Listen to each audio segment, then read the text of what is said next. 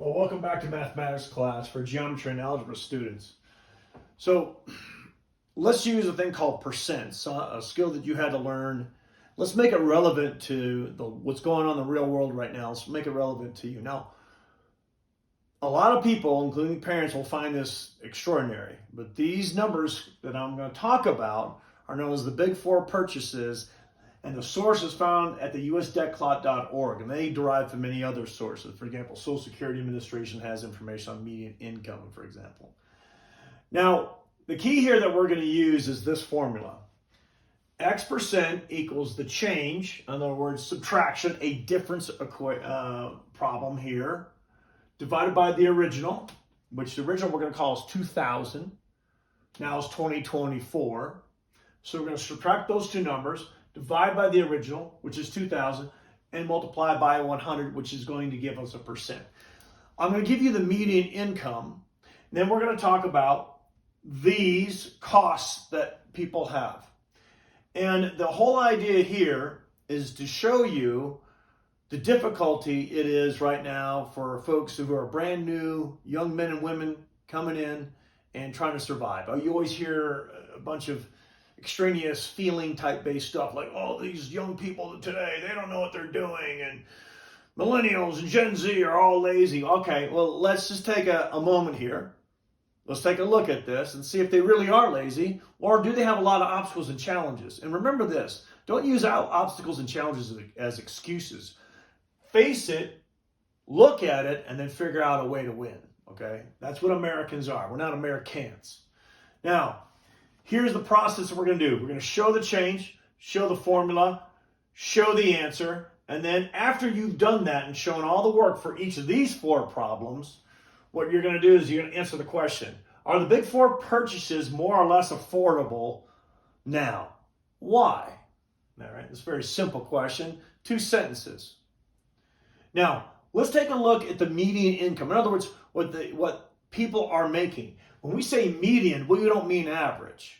And they don't use average here because median simply means the area where most people are making something. If you had the average, it'd be like if so-and-so had $1 million, but yet 100 people are making $10,000 a year, the average would be a very skewed, misrepresented kind of figure.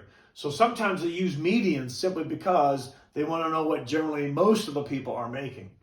Well, in 2000, the median income was $31,749. Now it's $39,468. You subtract these, you get a change. Now, go to your calculator, and yes, you will use your calculator. More than this one, definitely use your calculator. So you subtract this difference here, now minus the 2000, divide by this one, multiply 100, and you're going to get a percent change. Now, I'm going to tell you what this is so that you can try it out and understand the formula. This should come to about 24%. Round to the nearest single digit. So if it's, don't say 23.31 or 24.97. If it's just round to the nearest single digit, in this case, it's going to be 24%. So in other words, the median income for Americans in the United States from 2000 to now rose 24%. Now, just take a look at these numbers now. You notice these are going to be much larger. And these are the costs. Let's begin with a few, and these are what you're going to figure out. Now, the first one you figure out is the median home cost. In other words, what are most people buying in the country in 2000, and what were most people buying in the country now? By the way, this is new data. This used to be $428,000, so it's gone down to $416,000. But that is as it is right today, 2024. So 2000, the median home cost was $163,316. Now it's $416,087. So you'll take that difference of these two and divide by the original, multiply by 100 to find out what the percent change was.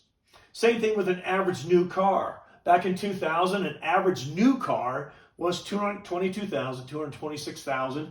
It is now $50,771. Healthcare cost.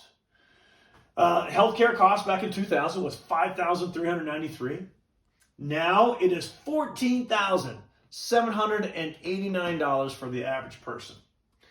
And just 1 year of college, in 2000, it was $10,670 for a full year of college, tuition, room, and board. And now, 1 year of college is $26,552. And I can tell you right now that my daughter pays much higher where she's going at this. She's my last child on rations here, but she'll be gone in about a year off, so I don't have to pay this anymore. Mine's much higher, I can tell you that right now. Now, why is that? Why are these costs so high? Well, inflation, there's always a demand. So costs typically rise over time, and people demand these things. And there are more people, so there is more what? Demand. Does government have a role to play? Yes. Whether, again, I'm not here to get into your business. You decide who you vote for. It's not mine. But just understand that, yes, government has a role to play.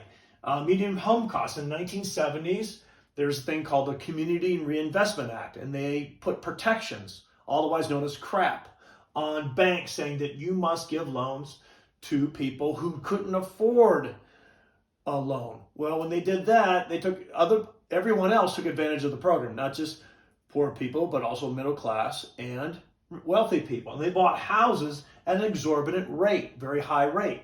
And banks were required to give those loans out. That resulted in a 3 decades long problem, what's called asset securitization, which is basically, think of the strength of a rope. And they're all good mortgages. And all those good mortgages hold a rope together. Well, when crap happened, what happened is a few bad loans got in there.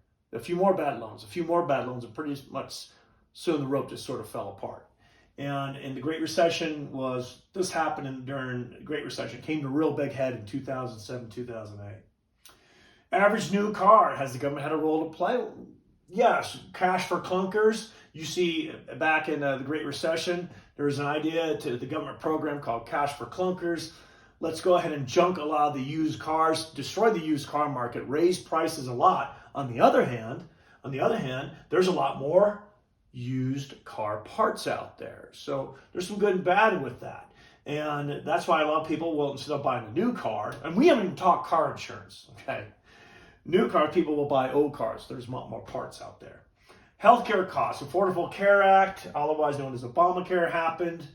And that drove my healthcare prices 3 times up. It was sold as it'll be cheaper than your cell phone bill. Well, if your cell phone bill is $14,789 a year, then you need to have a conversation with somebody. But no, it didn't. It kind of raised prices. And 1 year, 4 year college. Well, in between this, the government really got into the student loan business quite a bit. Way more than it normally did beyond the normal Pell Grants and the financial aid grants. And cost of colleges, prices rose. So every time government does get involved, prices, even though they say we're going to lower prices always get high. But people also demand things. So just bear in mind it's not just one or the other. Now, a couple things. When you see this, you might get a little sad. You might get a little depressed. You know what? It's like looking in the mirror. The way I treat this is you have to look at these things. You have to use math. There's a reason why we teach you math, so you can look at your budget and you can look at what you can do. And if you can't do this, you don't just quit. You figure out a way to win. And that's why I teach personal finance.